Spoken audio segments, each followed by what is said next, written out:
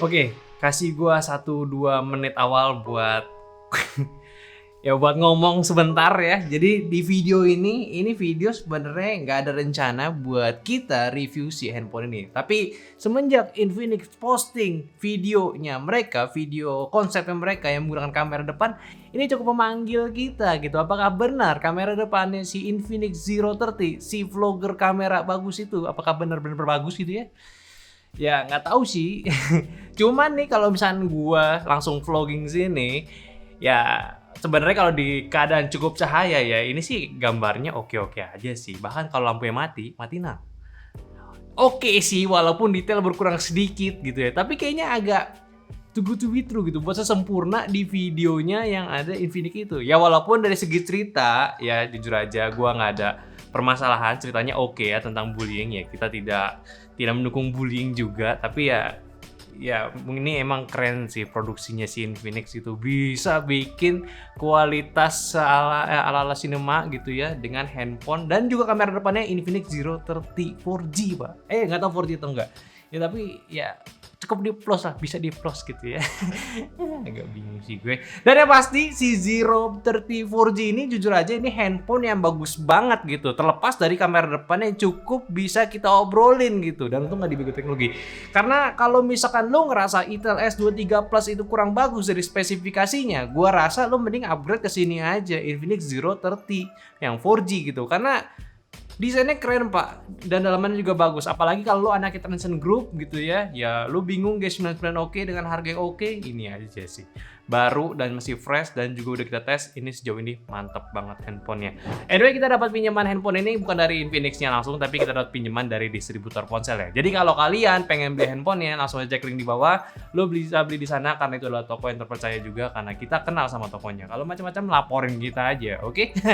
Dan kalau lihat sebenarnya Infinix ini pinter ya, soalnya pas gua inget-inget ya, harga HP 399 di 3 jutaan itu ya sebelumnya itu ada si Note 30 Pro gitu. Cuman kalau gua lihat lagi harganya sekarang udah turun, jadi memang dia itu nggak saling makan. Emang udah gantian aja gilirannya. Sekarang giliran si Zero 30-nya ini.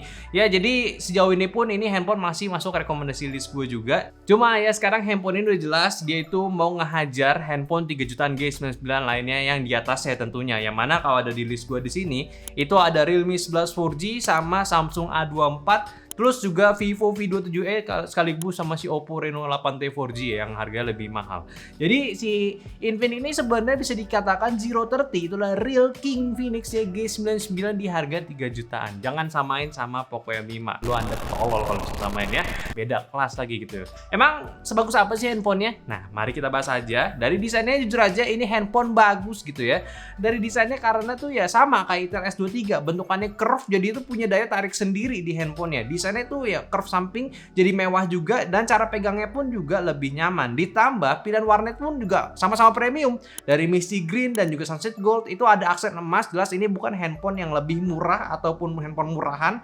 Dan juga pearly white-nya dia tuh punya nilai premium dari aksen warna mutiara pada back case-nya. Ini keren. Dan Misty Green ini pun ya back cover dengan ala-ala kayak semacam vegan leather ini pun juga suka gue pegangnya. Kayak gue megang Oppo Reno Find N3 kemarin gitu ya.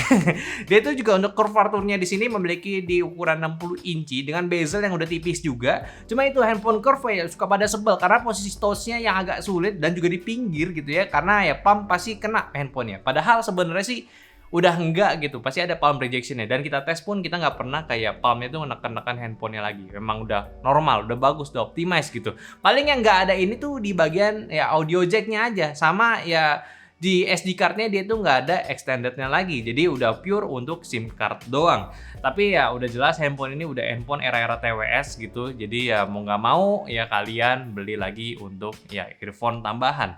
Serta untuk speakernya sendiri sebenarnya kalau lo nggak pakai TWS udah bagus karena dia punya Dolby TWS, Dolby juga dan juga stereo punya. Dan stereonya itu imbang, enak banget suaranya. Kata Gary juga dia impress banget sama speakernya si Infinix Zero 30 ini. Dan jadinya sih untuk desain sebenarnya udah bagus ya, nggak banyak yang gue komenin lagi. Gue nggak bisa berkata-kata ya, ini memang bagusnya itu oke lah buat di harga 3 jutaan karena di ranah G99 apalagi 3 jutaan itu belum ada yang curve, jadi ya ini sih one of the best gitu. Dan lagi pula untuk bobotnya juga ringan, di sini udah kita imbang. Jadi 180 gram doang, punya IP54 walaupun agak bingung di website itu ada tulisan IP53 sama IP54, jadi gua nggak tahu bener yang mana gitu ya. Terus juga dari segi warnanya oke, Infinix-nya ini actionnya udah action yang mewah ya, karena ini Zero juga jadi memang line up-nya premium. Ya udah nggak ada lawan lah. Lagi bagian layarnya pun juga udah oke. Dia itu pakai AMOLED 6,78 inci dengan resolusi Full HD+, punya tingkatan brightness di 950 nits peak-nya, refresh rate-nya sampai 120 Hz ya, dan juga touch sampling rate-nya di 360 Hz. Dia punya PWM dimming yang tinggi juga di 1920, ada iCare 2 Friendland juga, udah lapis Corning Gorilla Glass 5 dan juga fingerprint-nya in display.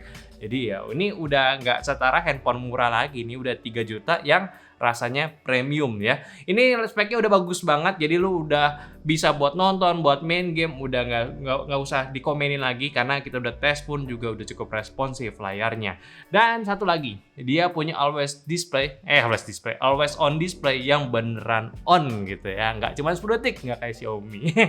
Paling yang kurangnya yang gue terbiasa sama si Infinix ini ya pasti dari OS-nya, yaitu XOS 13 bawaan Android 13 juga. Yang mana sebenarnya ini OS ya cukup basic aja, nggak banyak fitur-fiturnya, ditambah tampilannya pun ya yang gua kurang suka dari segi icon-iconnya.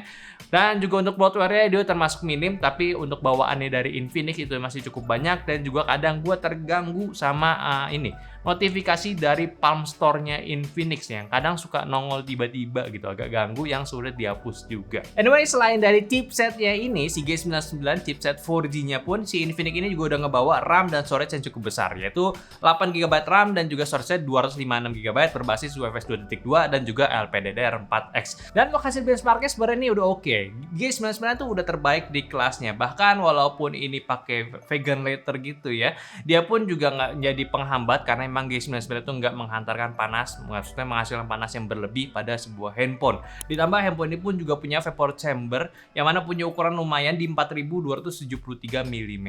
Dan kita mulai dulu dari CPU stress-nya pun ini kita tes selama setengah jam. Hasilnya juga bagus ya, itu rata di area 90-100%, nggak ada turun sampai yang gila-gilaan, dan juga Antutunya udah standar di Antutu V10 416.000. Geekbench-nya pun juga sama di 742 singlenya dan multinya itu di 2014, sedangkan untuk 3D Mark-nya Wildlife itu dapat di 1189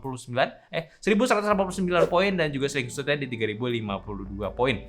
Dan untuk pengetesan gamenya ini langsung aja kita di Genshin Impact, settingannya itu di lowest 60 fps, dapat rata-rata fps di 45, dan penggunaan baterai selama 30 menit cuma makan 10% aja, dan suhunya ini yang tertinggi cuma 41 doang, nggak hangat gitu ya, masih pas gitu, masih nyaman.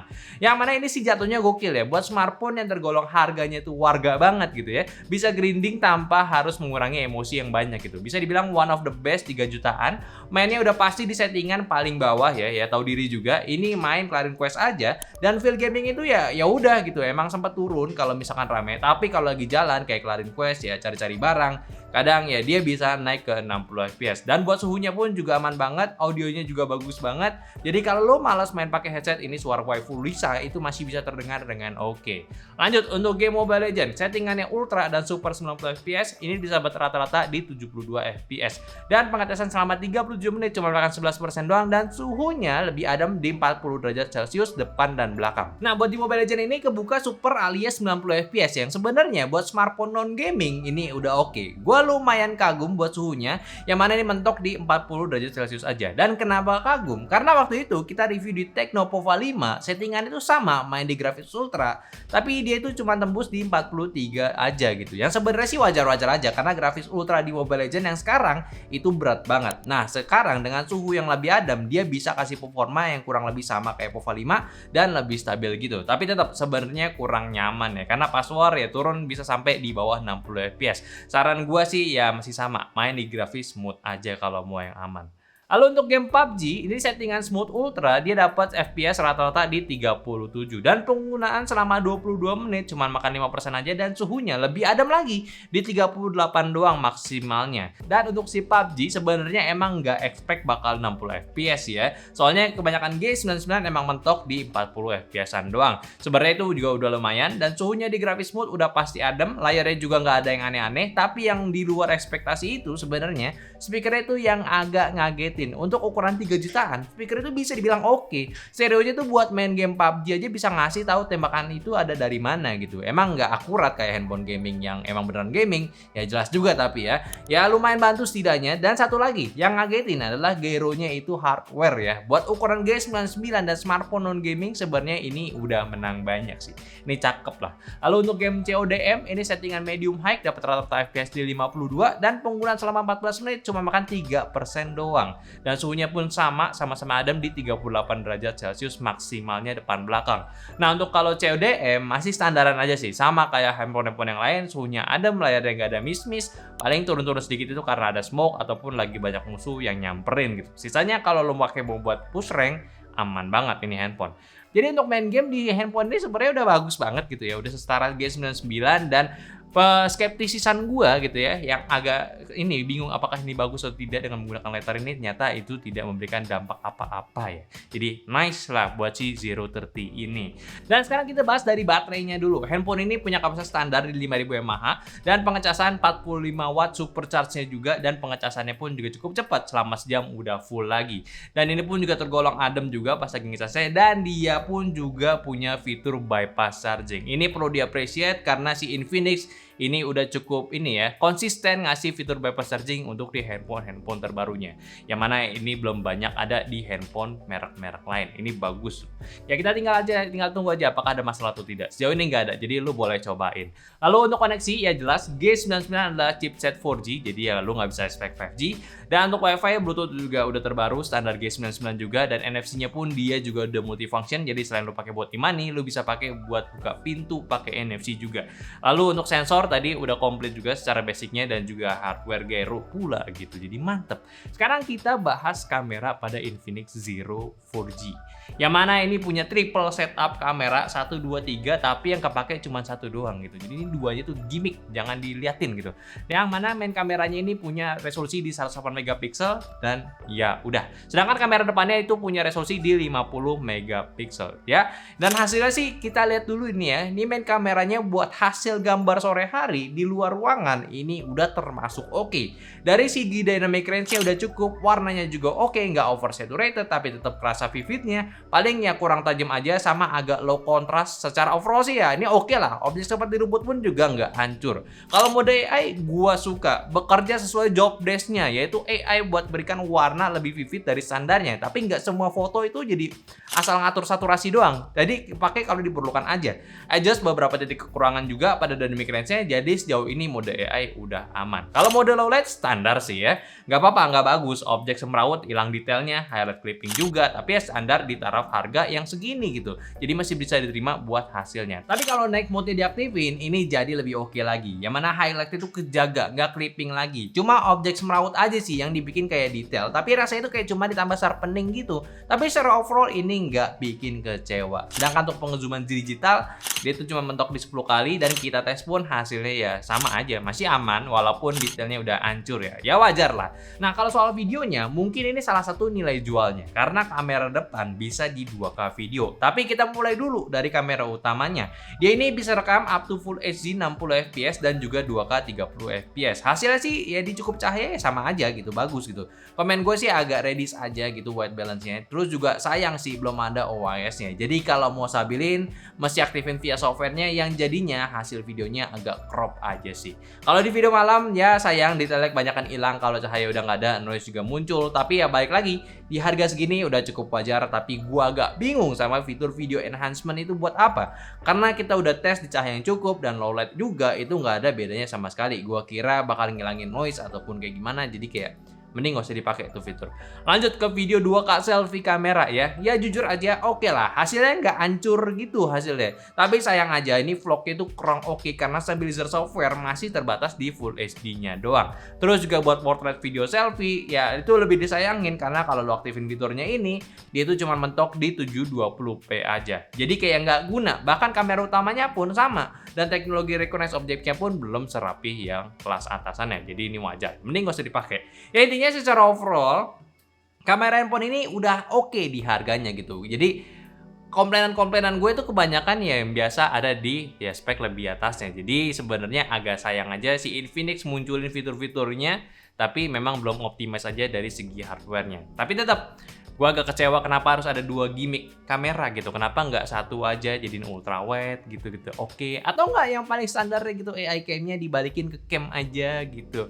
Karena lu ada mode standar dan mode AI. Jadi AI cam itu buat apa gitu. Jadi gue gatel sama Infinix. Nah, jadi langsung aja ke kesimpulannya ya. Yang mana ini emang si Infinix Zero 30 ini terlebih 4G ini udah masuk ke dalam kelas atas ya line up-nya Infinix ya, karena line up Zero gitu udah pasti yang mahal. Cuman yang ini jelas ini adalah premium budgetnya si Infinix, karena kalau lo mau yang lebih mahal dia itu ada versi yang 5G-nya yang menggunakan Dimensity 6020 yang mana di atasnya gitu. Cuma yang gue suka dari handphone itu ya di bagian desainnya sih. Karena G99 di harga 3 juta, lo bisa dapat desain handphone yang cukup premium seperti ini.